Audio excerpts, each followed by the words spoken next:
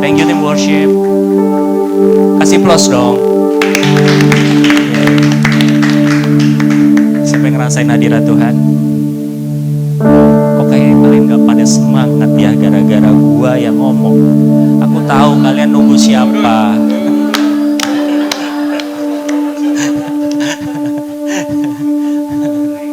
Oke.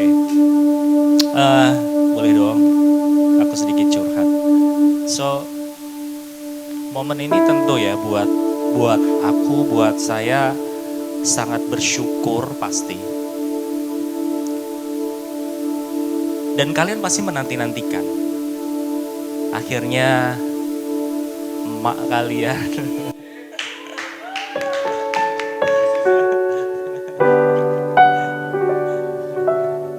ibu kalian sharing pada hari ini. Tapi yang membuat mixed feeling adalah gini. Kalian tahu gak sih? Kalau proses perjalanan menuju hari ini, dia harus ngalamin dulu beberapa musim yang hancur-hancuran. Ngerti gak sih? Makanya waktu kita tadi nyembah, waktu kita tadi worship, ya kita semua tahu bahwa Tuhan kita, Bapa kita tuh sayang sama kita. Walaupun yang kita harus hadapin sesuatu hal yang mungkin bertolak belakang sama yang apa kita harapkan, betul gak ya? Dan tentu buat saya hari ini grateful pasti. Bangga iya. Tapi satu sisi menyisakan beberapa kesedihan tapi rasa syukur ya. Bahwa sebelum kami married, jauh dari hari ini, bahkan jauh dari kita menikah waktu itu sebelum kami menikah, tahu nggak ada satu insecurity yang kuat. Aku ngomong sama Reta, yakin kamu mau married sama aku? Karena ketika aku dipanggil Tuhan untuk full timer, Tuhan kasih satu gambar yang panjang tapi dia singkat gitu. Itu hancur, menyedihkan, bakal nggak enak. Dan di situ kenapa aku bertahun-tahun tarik ulur untuk full timer melayani Tuhan gitu. Dan waktu kita mulai serius, dia bilang sama dia, yakin kamu married sama aku? Gak enak loh, jangan ya. Dan sempat berulang-ulang ketika kami harus menghadapi beberapa pemurnian dalam hidup, dalam ujian hidup kami, ada tuh rasa insecure lagi.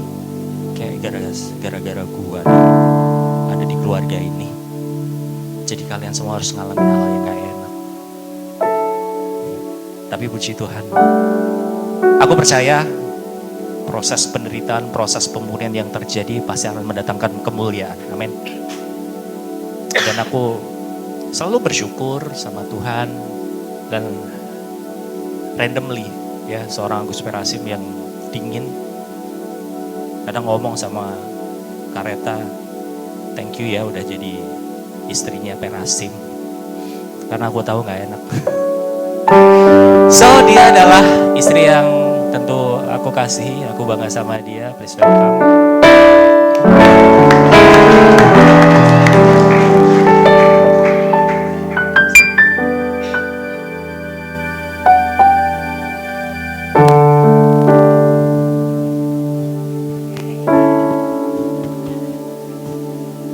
Jangan suatu saat kamu di sini.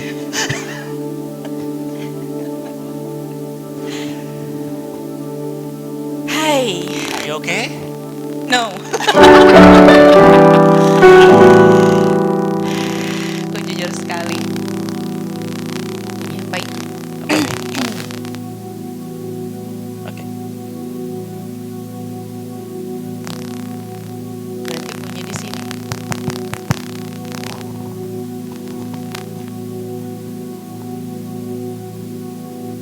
Halo. Halo. Halo. Cek. Gak boleh nih gue, turun aja. Cek. Up lagi Nik. Niko, up lagi. Yang ini up. Halo. Oke, tes. Gainnya ditambahin tolong. dua-duanya. Cek, cek, cek, cek. Nah, sip. Coba. Halo. Ya. Shalom, selamat sore buat teman-teman, buat Bapak Ibu semuanya. Thank you buat tim worship yang sebelum aku naik udah bikin aku nangis. Karena itu lagu Abah itu benar-benar enggak, I'm okay. Nah, jangan percaya.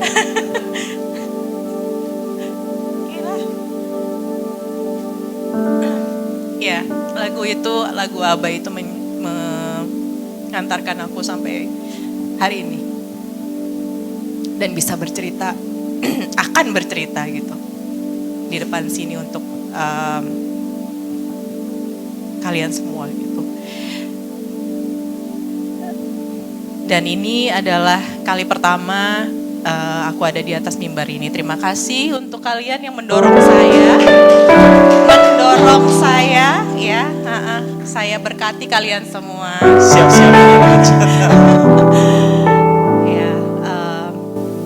Ya di perjalanan kesini aku sempat ngomong sama Kak Agus bahwa aku kok nggak yakin ya bahwa pesan-pesan ini kok kayaknya bakalan inspiring buat orang gitu. Karena apa yang kami jalani ini masih in the middle of the process gitu.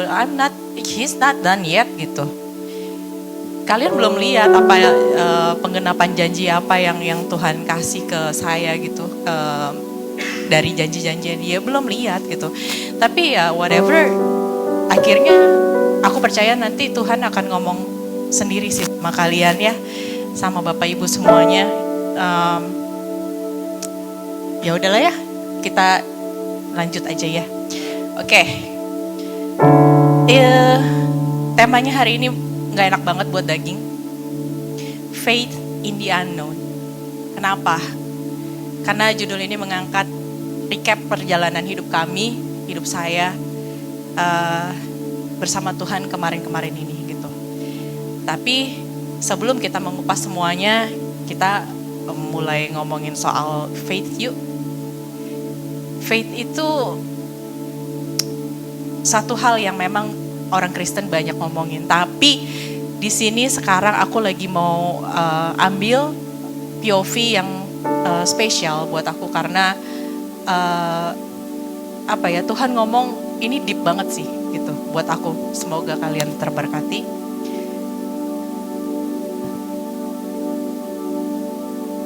Oke, poin yang pertama adalah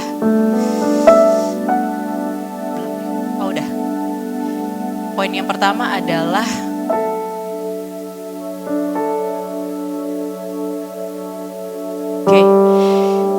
faith starts where clarity ends.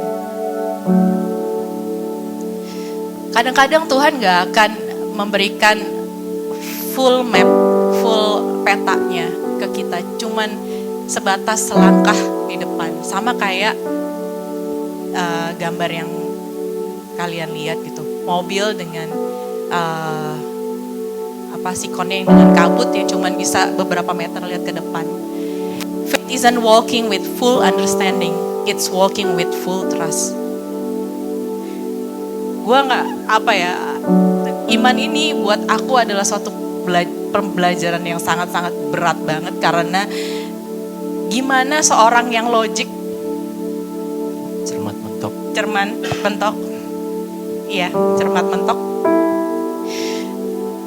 bisa percaya, tapi gue nggak bisa ngelihat depannya, how to-nya dari bagaimana. Sesuatu yang nggak pasti.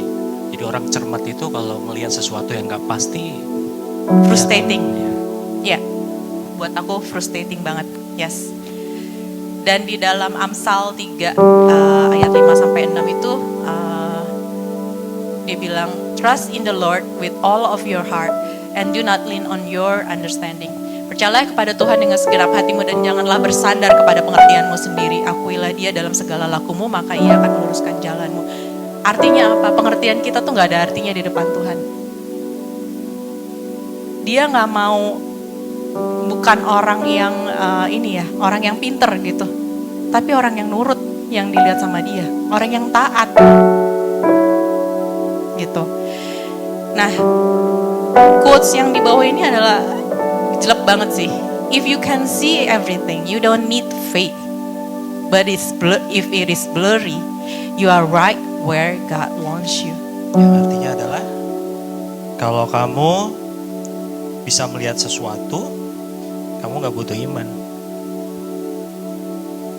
Tapi kalau itu blur, gak jelas, ya di sini kamu butuh apa yang Tuhan mau.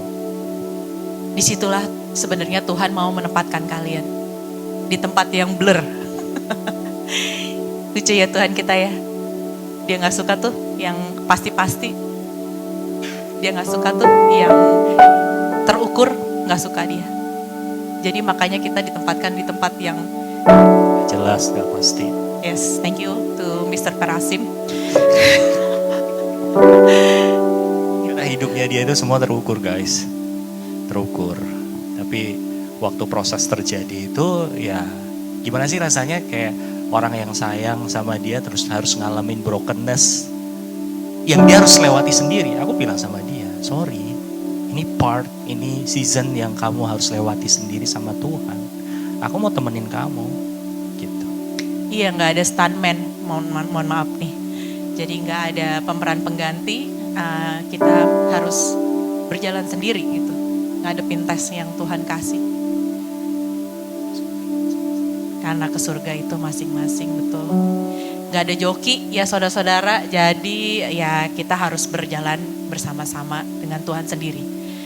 Oke, terus yang kedua, the unknown is God's classroom.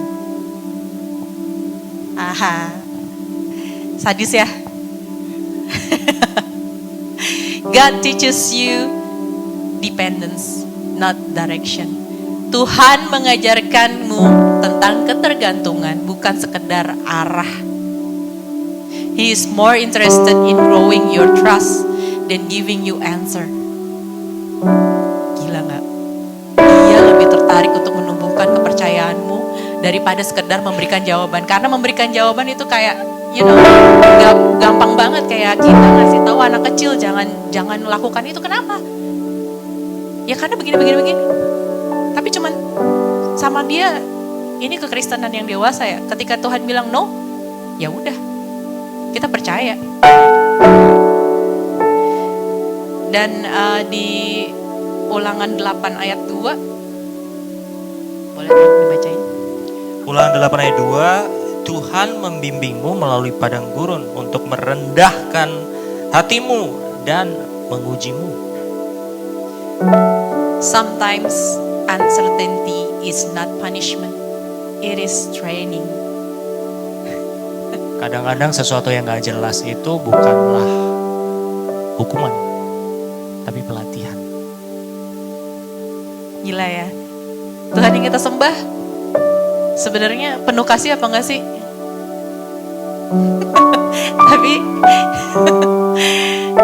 tapi kita sering dilatih imannya. Oke. Next point. Our unknown leads to His glory. Ketidaktahuanku membawa pada kemuliaannya. Every season of mystery has a purpose. Setiap musim penuh misteri memiliki tujuannya sendiri. What feels uncertain now will one day reveal how intentional God really was. Apa yang terasa tidak pasti hari ini, suatu hari nanti akan menyingkap betapa sengajanya Tuhan selama ini. Kita pikir Tuhan lalai akan janjinya Dia. Kita pikir Tuhan terlambat akan janjinya Dia. Oh tidak, Dia sengaja. Bukan karena Dia gak sayang, tapi karena Dia pengen menjadikan kita sebagai anak-anak yang kuat, sebagai anak yang close to him. Di ayatnya di Roma 8 ayat 18. Sebab aku yakin penderitaan zaman sekarang ini tidak dapat dibandingkan dengan kemuliaan yang akan dinyatakan kepada kita. Oke, dari 3 poin iman ini biasanya Tuhan tuh kasih provision dulu kan ya sebelum kita dapet tes ya. Nah, inilah yang kemarin ini aku belajar sampai aku menemukan recap dari life journey yang kita alami gitu. Oke.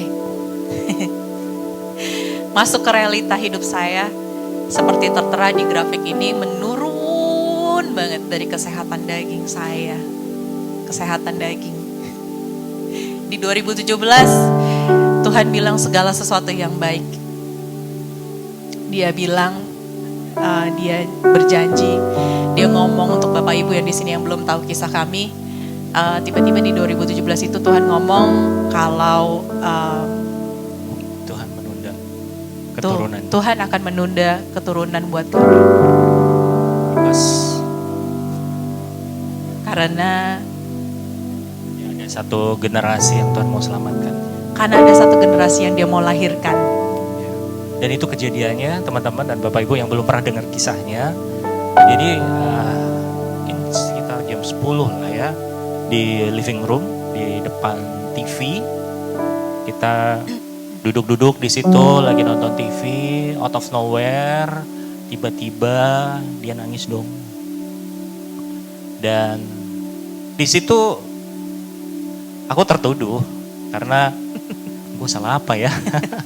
Dia tiba-tiba masuk ke ruang tamu. Karena kalau teman-teman dan Bapak Ibu belum tahu rumah yang kami tinggali, tempatnya orang tua kami, dari living room ke ruang tamu itu cuma terbatas pintu kaca gitu. Dan dari living room dia pindah ke ruang tamu dan dia nangis kejer gitu ya.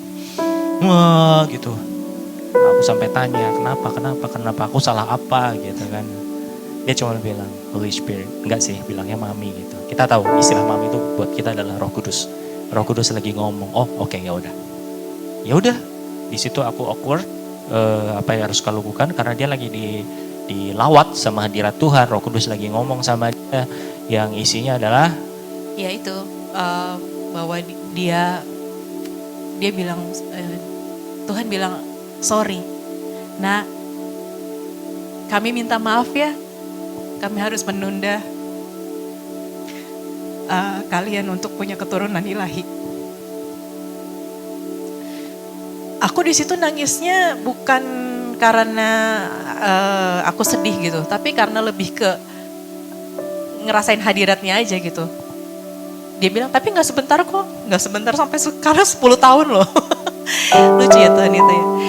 Terus ya dia bilang kalau misalnya dia mau melahirkan generasi katanya gitu.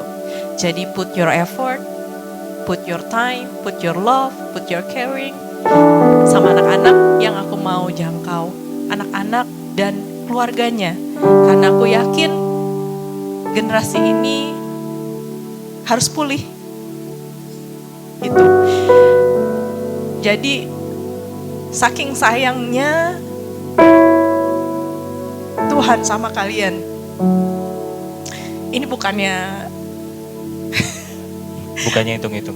Enggak hitung-hitungan, tapi aku bersyukur kalian ada di hidupku, di hidup kami. Thank you. Kalian ada living proof bahwa Tuhan bekerja di hidup kalian. Ada ini.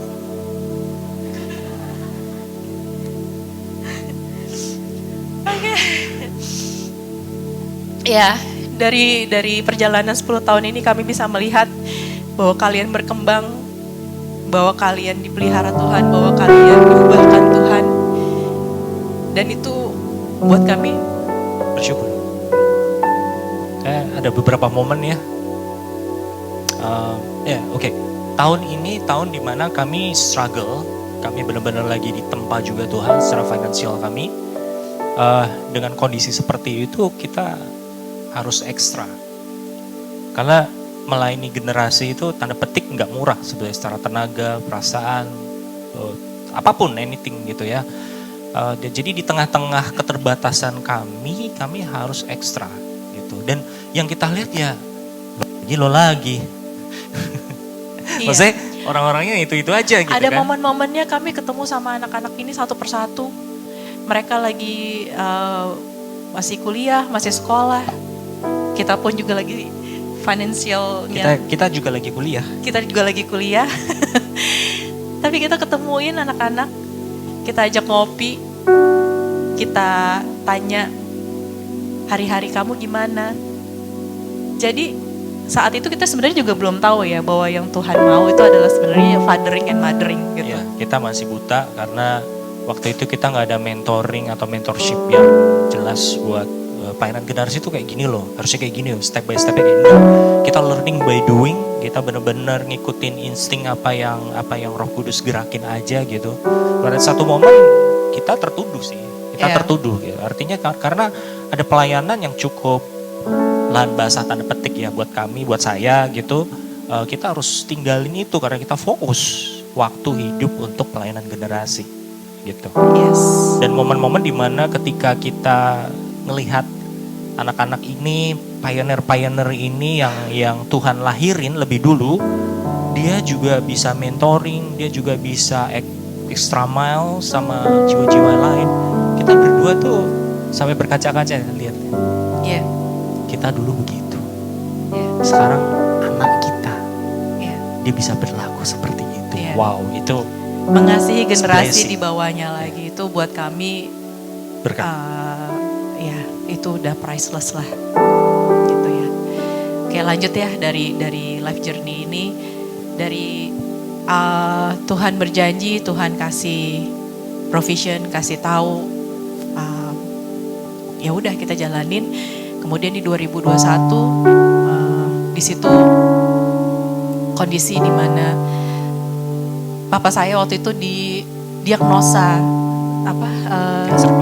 kanker paru. Ini waktu pandemi. Waktu pandemi di situ paru-parunya dia udah 80% tertutup oleh massa putih-putih gitu ya. Wah, itu buat kami sekeluarga broken banget. Ya, hancur. Kita udah cari opsi lain-lain. Ini kalau CA cancer gimana ya, pengobatannya apa segala. Kita masuk rumah sakit kita sampai browsing pengobatannya seperti apa segala macam karena hasil waktu di Iya biopsi. Bronkoskopi ya. Waktu di bronkoskopi, jadi paru-parunya itu diambil sampel, terus dokter manggil kan keluarganya Aloysius gitu. Kita pikir setelah itu kan masuk ke ruang operasi juga karena di bius total. Jadi waktu dokter manggil keluarga Aloysius Sugito, kita pikir oh papa udah siuman. Jadi mama sama dia nyamperin papa ceritanya. Waktu disamper ternyata dokternya ngasih unjuk. Hasil dari bronkoskopi itu. Iya. Jadi saluran pernafasannya itu tuh udah dilihat tuh kayak di pinggirannya tuh kayak sariawan gitu ya. Jadi di dalamnya tuh banyak bentol gitu putih gitu. Nah sebagai dokter yang puluhan tahun menangani kasus cancer, dia bilang bahwa ini cancer. Ya secara kasat mata. Hasil. Tapi secara patologi ya tetap harus 2 minggu kemudian gitu ya. Nah disitulah anak-anak yang Tuhan lahirkan menjadi penopang kami. Ya, tiap hari, tiap malam itu berdoa. Dari bronkoskopi itu sampai ini tuh 2 minggu kan. Selama 2 minggu ini anak-anak ini berdoa buat kami. Doanya tuh yang Tuhan kalau mereka berdoa kalau seakan-akan memang kami keluarga mereka gitu.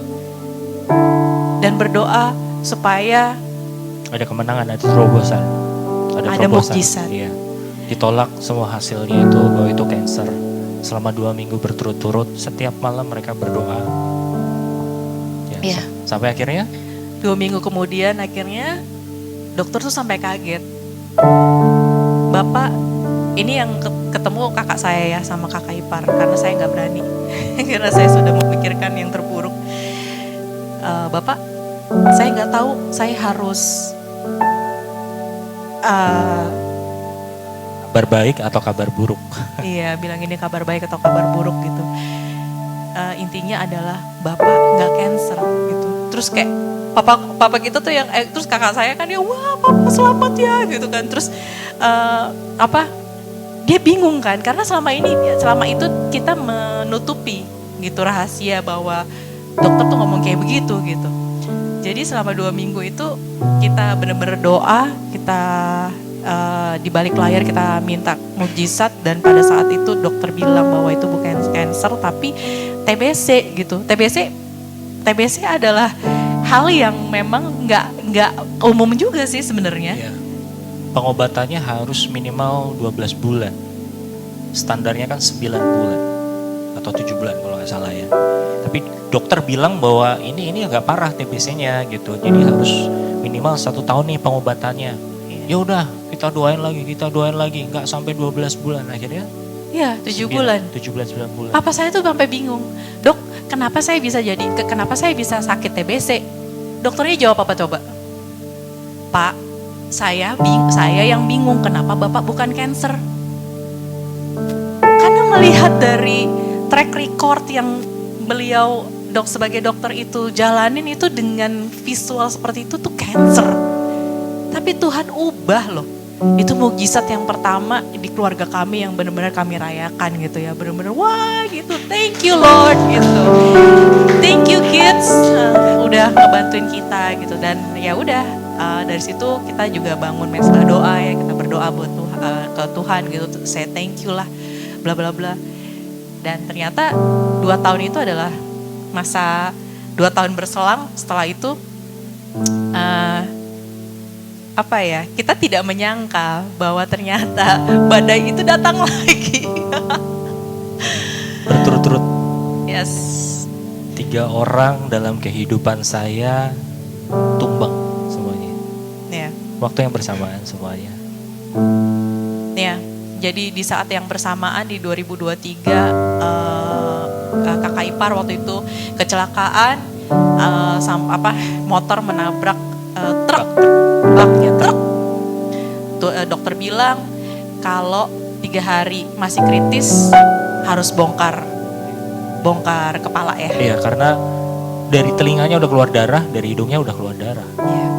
Jadi biasanya kalau udah tahu situasi kayak gitu udah gone gitu. Wassalam. Tapi ya puji Tuhan.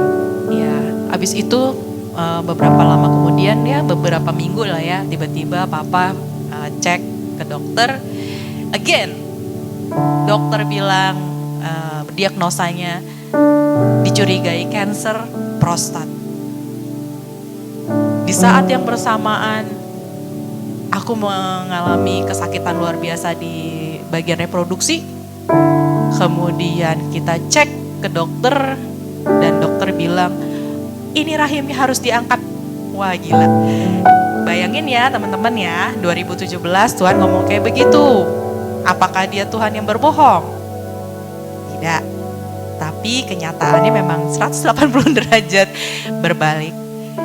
Di saat yang bersamaan itu bertubi-tubi papa masuk rumah sakit, kemudian aku juga ngecek ke dokter gitu, dan kita mendengar pernyataan yang pahit itu buat kita dunianya runtuh sih. Dunia runtuh, tapi kita percaya Tuhan. Nah sekali lagi anak-anak ini, generasi yang Tuhan lahirkan ini mensupport kami lagi. Mukjizat itu yang dulu kita pernah alami, kita akan alami lagi kok. Ayo Kak bangkit. Mereka sampai bikin dobar. Mereka di belakang kita tuh doa setiap malam. Do it again. He will do it again. Gitu. Sampai akhirnya intinya adalah kita ditemukan jalan keluar, bahwa kita ketemu di rumah sakit Abdi Waluyo bahwa enggak ada alat baru katanya.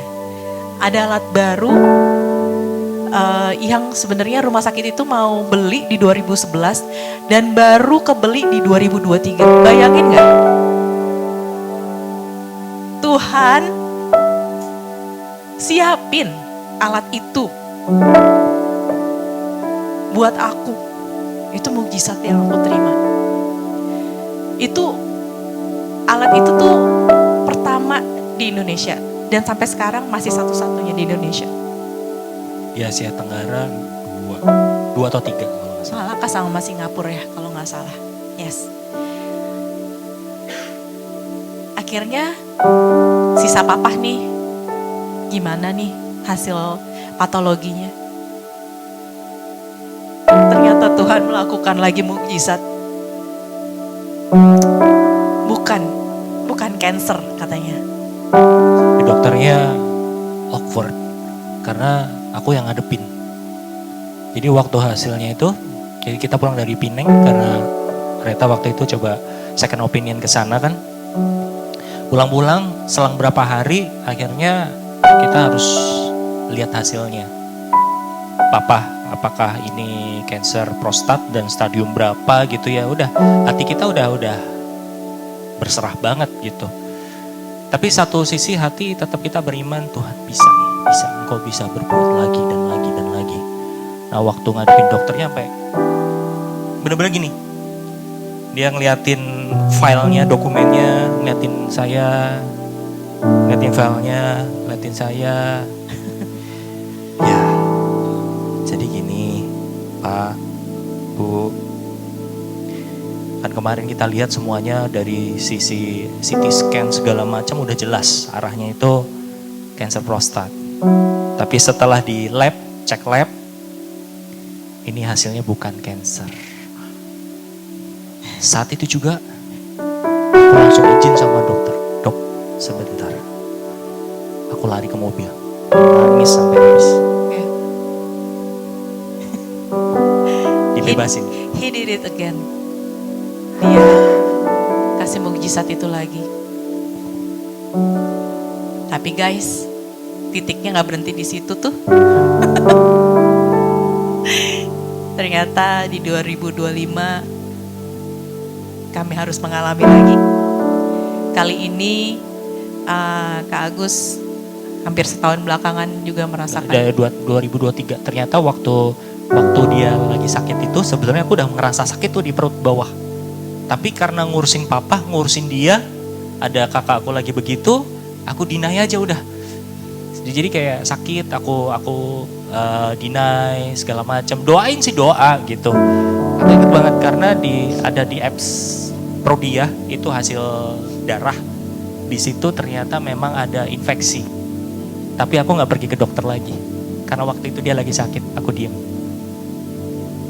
Ya. Dia harus menahan sakitnya itu selama 2 tahun karena dia ngurusin orang, dia ngurusin keluarganya, dia tahan semuanya. Kemudian akhirnya pas lagi 2025 bulan September kista itu kembali lagi gitu, kembali membesar lagi. Kalau yang di 2023 kista itu ada di sebelah kiri, di 2025 kistanya ada dua-duanya, kiri kanan gitu. Di momen-momen itu di 2025 ini kemarin aku cuman gini, Tuhan Engkau mau ngomong apa sih sekarang? Di situ tuh Tuhan belum kasih jawaban. Tapi si jahat tahu ada chance karena aku mempertanyakan Tuhan, bukan mempertanyakan, sebenarnya nanya sih. Dia bilang aku nothing, aku tidak berharga. Aku mandul, aku bukan anak yang bisa menyenangkan orang tua. By the way, orang tuaku, papaku 82 tahun ini. Belum punya cucu. Terus di saat itu pas lagi kita rest, itu agak lucu sih sebenarnya karena pikiran itu datang ketika kita udah berdua udah mau tidur. aku udah di sini udah bergejolak banget dan menunggu dia tidur supaya dia tidak tahu kesedihanku kan. Aku mendengar seriosa itu. Grok, grok, grok gitu. Terus kalau dia itu sebenarnya kalau udah tidur, udah pules, itu nggak bangun lagi. Udah nih, dia ngadep sana, dia bersuara berseriosa. Aku langsung, ya Tuhan gitu-gitu. Maksudnya, tapi tetap tidak bersuara. Cuman rasanya sakit banget, tau gak sih? Kayak sesek banget gitu ya. Tahu nggak guys? 5 menit kemudian tiba-tiba dia balik badan.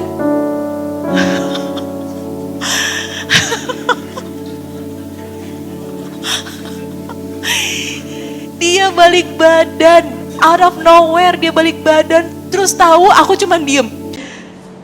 Dia langsung pegang pipiku, basah. Kamu kenapa? Ketahuan gue mikir gitu kan. Ya udahlah terusin aja sekalian.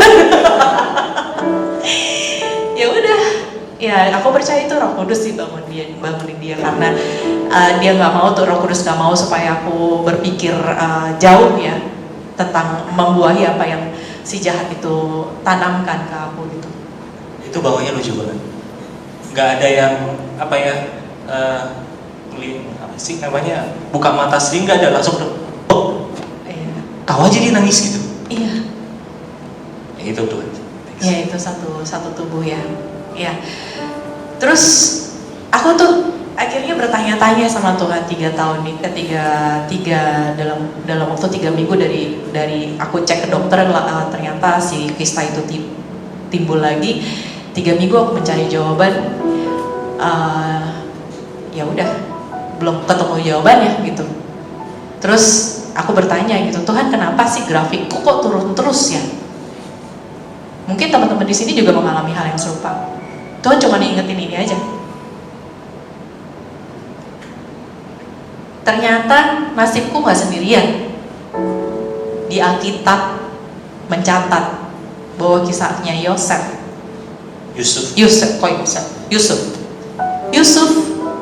juga mengalami hal yang sama. Kira-kira Yusuf bertanya-tanya gak sih di momen-momen kehidupannya gak sesuai dengan janjinya Tuhan? Apakah iya Tuhan akan langsung kasih jawaban? Enggak kali ya. Kalau Tuhan belum kasih jawaban, itu artinya apa sih?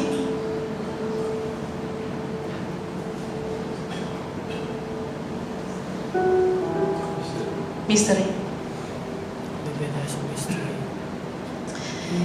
Misteri itu adalah rahasia Allah.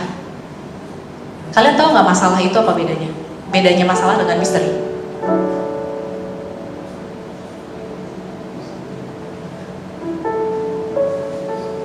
Ada yang tahu bedanya masalah sama misteri? Masalah? Masalah ada solusinya, misteri nggak ada solusinya. Karena apa? Karena masalah kayak misteri kita nggak tahu kenapa itu ada. Masalah kita tahu kenapa itu ada. Bener. Goceng. Baca PPT.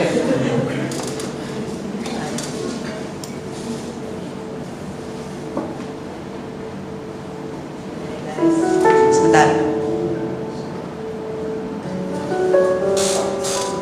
Oke.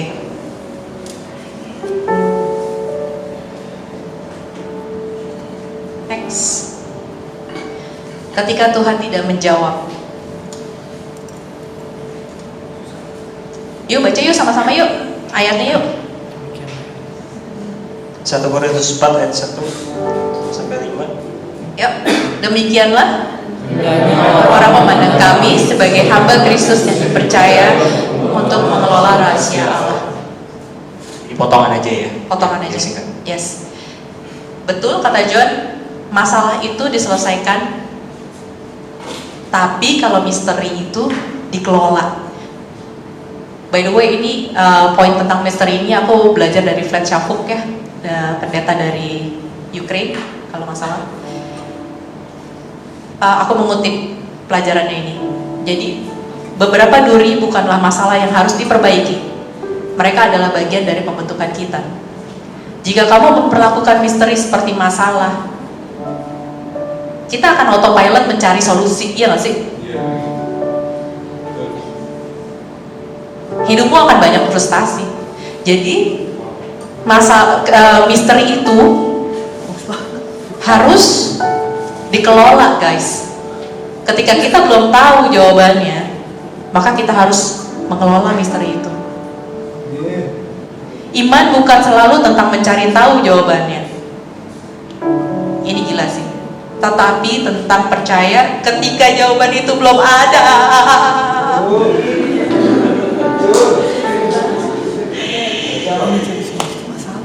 Gacor gak sih, guys?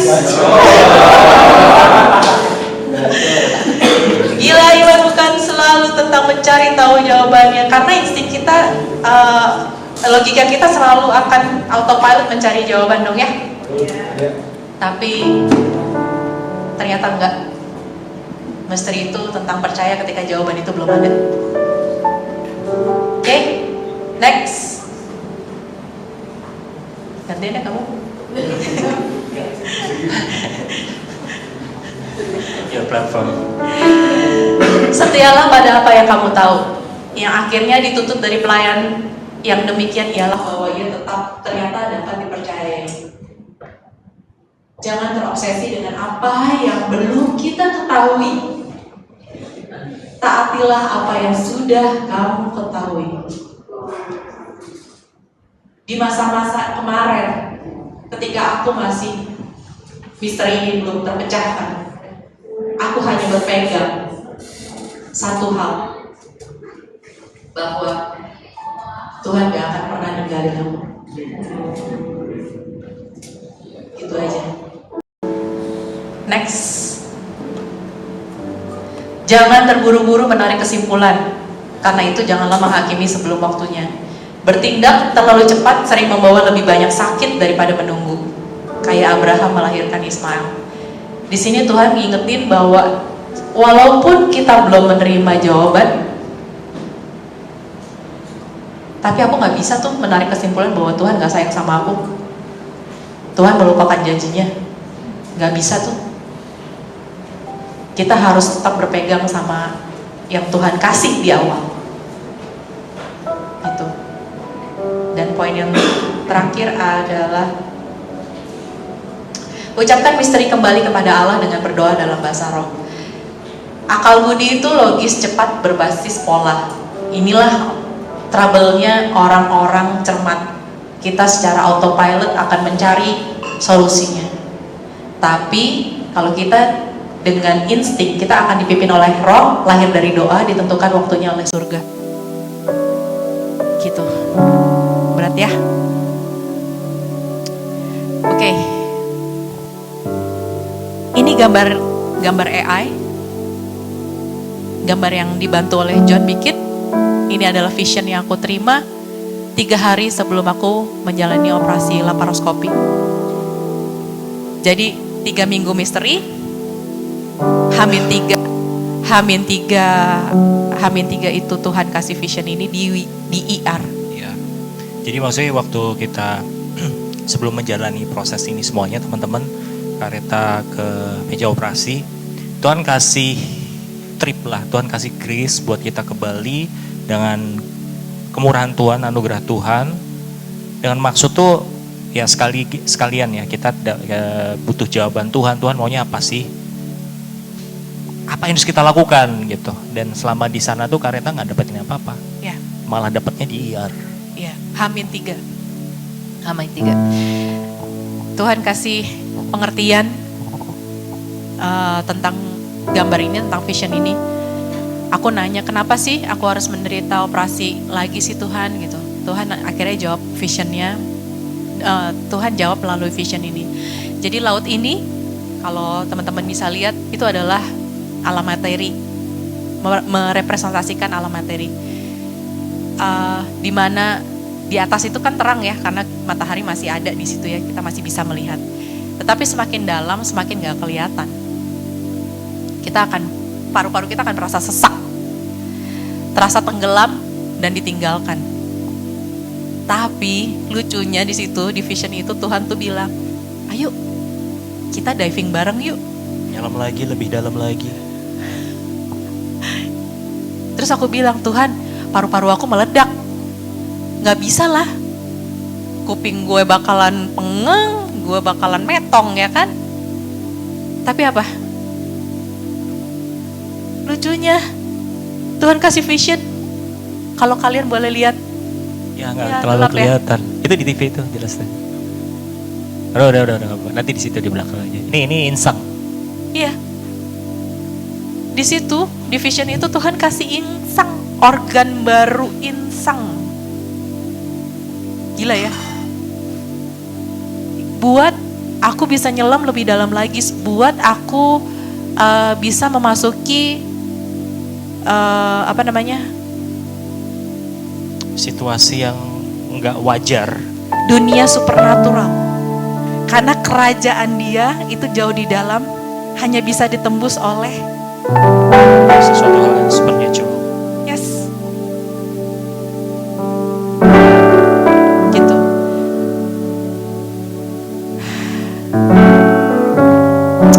Tuhan bilang, ayo nak,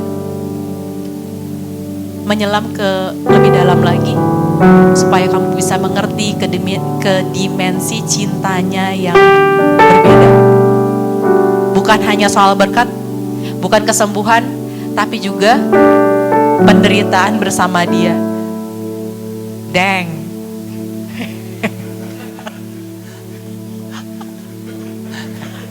Gue bilang ada gila-gilanya di Tuhan nih. Ya udah, Tuhan bilang yuk sini, kerajaanku udah di dalam sana. Kamu cuma bisa ngerti kalau kamu pakai insang kamu, pakai organ baru yang aku kasih. Oke. Solusinya adalah kalau kita mengalami hal-hal yang kayak tadi kita ceritain, pahami kondisi. Kalau nggak berubah, itu artinya kita yang mau diubahkan. Karena melalui brokenness, Tuhan mau ngomong. Kita nggak boleh takut, karena tahu Dia menyertai kita. Yang kedua, percaya walau nggak ngerti. Dan camkanlah bahwa Aba, Bapa, itu adalah Bapa yang baik, yang gak punya maksud jahat sekalipun. Ketika itu di pikiran kita terus dirasukin ya. Walaupun kita mau percaya dengan realitanya, tapi kita harus balik teriak sama yang si jahat bahwa Tuhan selalu menyertai aku kok. Dia gak berniat jahat buat aku. In return, dia kasih joy, dia kasih peace, melampaui segala akal, plus keberanian untuk melewatinya. Karena kita tahu dia udah duluan di depan sana merasakan apa yang kita rasakan. Sama di vision ini, di image ini Tuhan kasih ingetin si Sadrak, Mesak dan Abednego. Kembali lagi ke tempat ke peristiwa aku harus mengalami laparoskopi. Di 2023 aku sangat takut.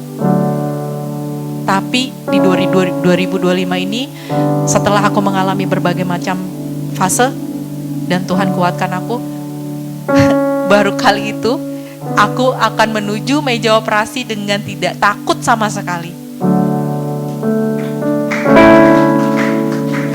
Karena damainya itu tuh aku gak bisa jelasin ke Bapak Ibu semua, aku gak bisa jelasin. Gak bisa jelasin. Tapi bener-bener aku sampai dia saksi hidup. Kamu takut gak ya? Enggak. Karena aku dikasih vision pas lagi IR bahwa Tuhan Yesus sudah ada di meja operasi duluan.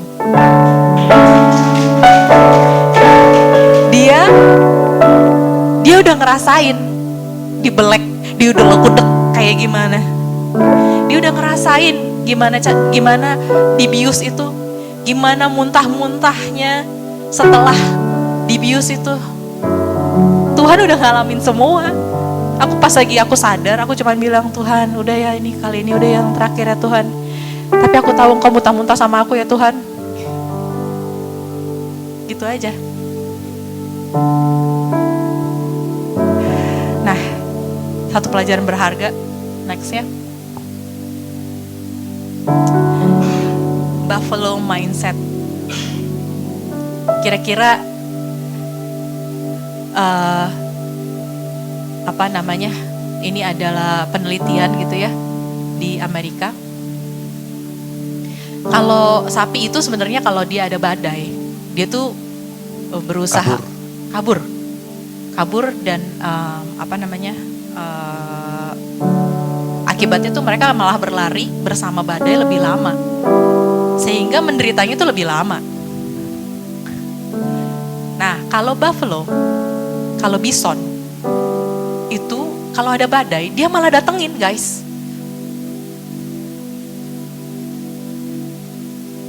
Kenapa? Karena mereka menghadapi badai secara langsung, mereka melewatinya lebih cepat, dan badai itu cepat berlalu. Kira-kira di sini, siapa yang mau jadi sapi? Maksudnya, kau kan...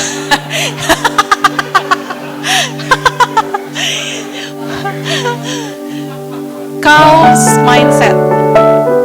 Siapa yang mau? Kalau kamu takut, kalau kamu hidup dengan ketakutan, apapun didasarkan oleh takut, kamu mau menunda, silakan. Gak apa-apa.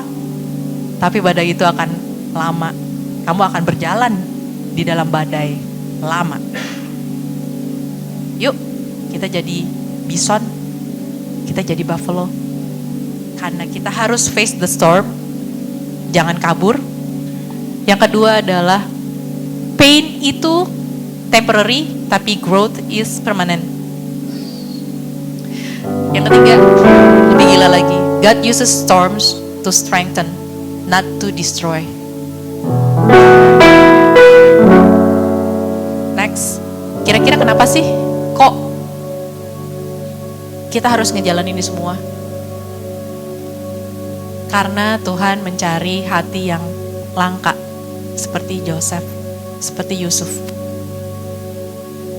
Yusuf ini punya special space in Lord's heart. Jadi kalau misalnya mau punya special space di hatinya Tuhan, yuk kita tiru Yosef. Sebagai closing, enggak nih, kedua deh. Everybody wants the oil, but nobody wants the crushing. The truth, God doesn't use what He hasn't broken. Selamat ya. Satu lagi. Ini beneran final.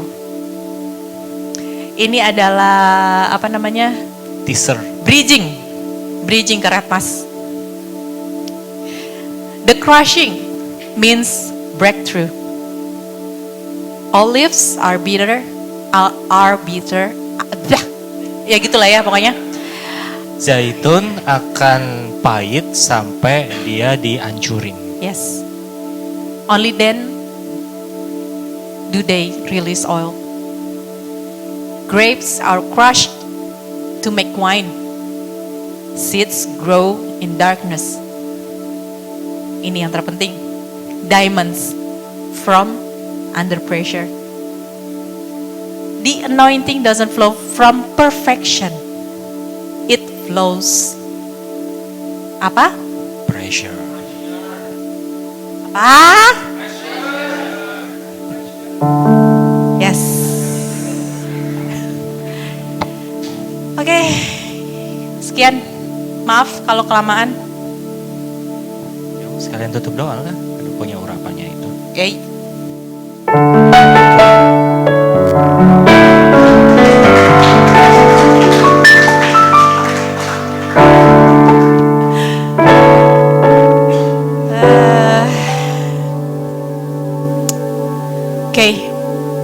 Bapa, Tuhan Yesus, Roh Kudus, hamba-Mu selesai berbicara, tapi aku percaya bahwa Engkau tetap berbicara kepada hamba-hamba-Mu yang di tempat ini. Engkau berfirman lebih dalam lagi, Engkau singkapkan lagi apa yang sudah Kau singkapkan kepada hamba-Mu ini. Terima kasih untuk hari ini, terima kasih Engkau bukakan kebenaran lebih dalam lagi. Aku percaya, kami percaya bahwa orang-orang, anak-anak-Mu Bapak di tempat ini akan punya modal, punya provision Yes.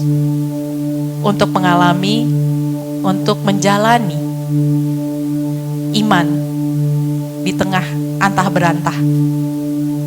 Asal kami semua tahu bahwa Engkau beserta kami. Ya. Engkau di depan kami duluan. Engkau gak ninggalin kami. Yes. Mukjizat itu akan selalu terjadi. Yes. Bapa, Tuhan Yesus, Roh Kudus, terima kasih. Terima kasih untuk perjalanan hidup kami. Kami bersyukur apapun itu Engkau tidak bermaksud jahat. Tapi Engkau menganggap kami anak-anak yang kuat. Berkati anak-anak-Mu di sini Bapak. Taruhlah hatimu Tuhan Yesus